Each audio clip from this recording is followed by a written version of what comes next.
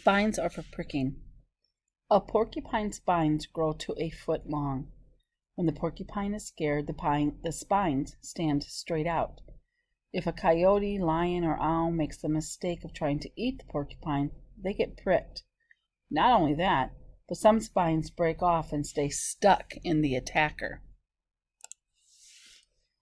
The echidna is covered in spikes too. If it feels threatened, it curls into a spiny ball.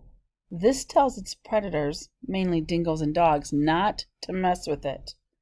Though they share a spiky defense system, the porcupine and echidna live on opposite sides of the world and are not related.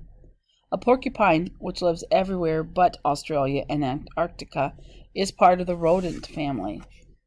Native to Australia, an echidna is a rare kind of mammal that lays eggs and is called a monotreme.